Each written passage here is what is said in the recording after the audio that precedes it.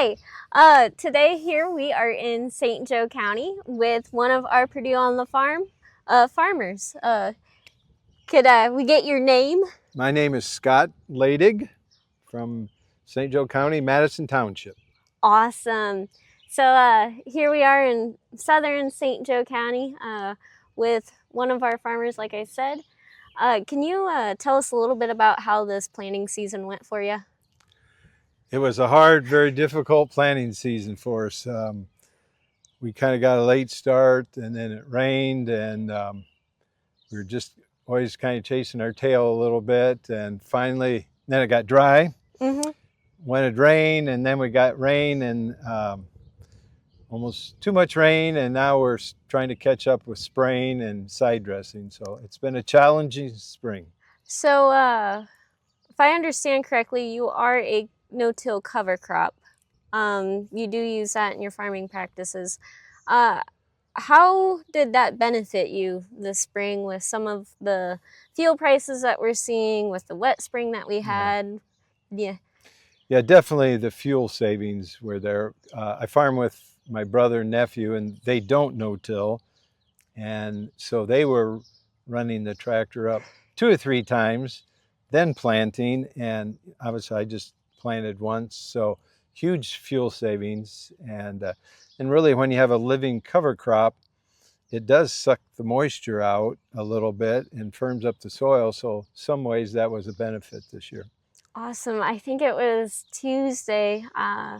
We had, in my area, we received about 2.5, 3 inches of rain in the early morning hours. And I was on took State Road 8, and it was by the Kankakee River. Yeah, yep.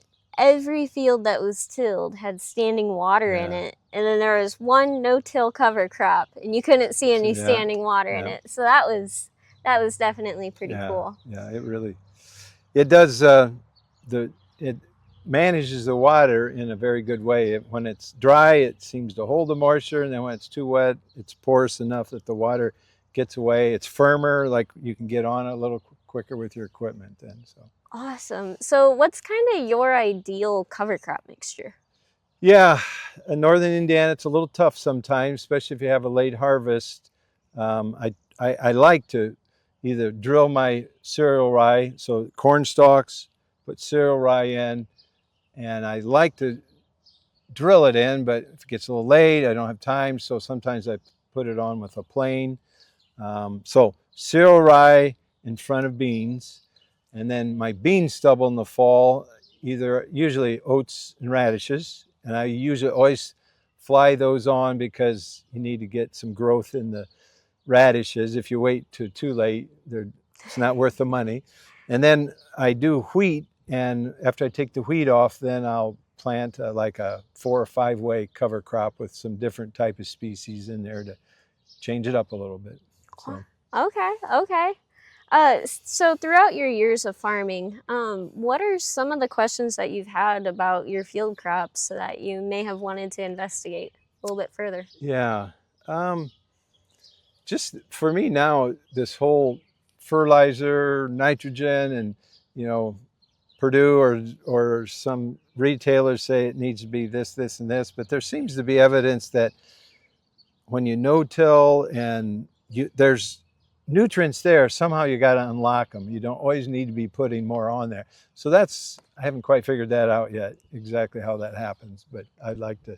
Obviously, if you're going to no-till and cover crop, one of the goals is that you have less cost to input. So I'm not sure I'm there yet, but I'd like to get there. Getting there. All right. We're getting there. That's what we like to hear. At least it's not 10 steps back, right? Yeah, right. Yeah. So with that, you have participated with our Purdue on the Farm program for 2 years now, I believe. Can you tell us a little bit about your experiences with that? Yeah. So the person who I worked with, he did most of the work, and we last year we had some corn disease, vomitoxin, and all those. So I gathered some samples for him to turn into Purdue, I guess, to see the difference there, and then some soil testing, which was very beneficial for me too. So, was there anything surprising through that you weren't expecting? No, not really. So, That's good. That's good. I know a couple of my Purdue on the Farm fields have definitely thrown us some oh, curveballs yeah, along the way. yeah, So glad it wasn't yeah, anything too serious there. yeah, no. So looking forward with the Purdue on the Farm program, what are some ways that we can help you accomplish your goals for the Hmm. farm? Yeah, I think it would go back to, my goal is to make the soil healthier and try to get it back to the way it was 50 years ago. Now, it's hard to get there with the type of farming we do. So the nutrients, soil health, increasing organic matter, and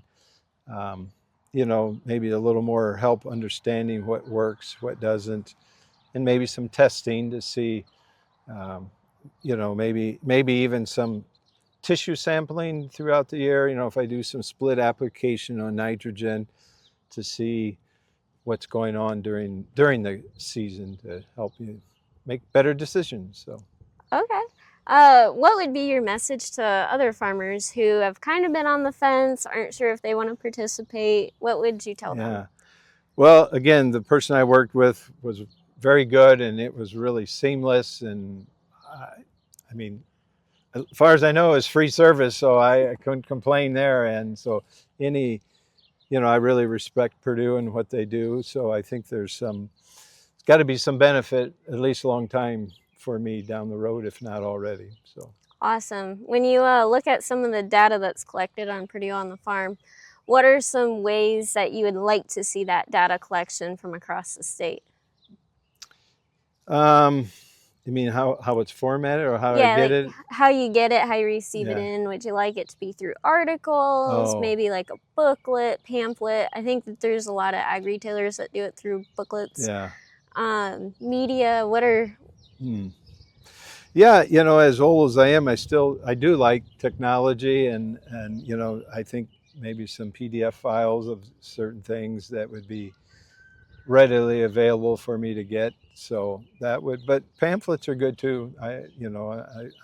Still like to read things. So something physical yeah, and tangible in your hands yeah, is what I'm hearing yeah, there. right, Okay. yeah, exactly. So. So moving forward with transformation that's happening in Purdue Extension, how can ag and natural resource educators help you with your farm through programming? Yeah, I think the biggest struggle you guys will have is how do you get several farmers together and teach us? It's just hard to get guys together, because I like when there's several guys together and we can Mm-hmm. bounce off ideas. So to get guys to participate, I think, is your challenge. Especially in no-till and some of these new ways of doing things. So, but yeah, I think, I don't know if you have a central location to have some meeting, and if you have some good speakers, you'll draw some people, and may have a free lunch that'll draw some other people. So. Hey, happy belly, right? Yeah, That's what we're after. yeah.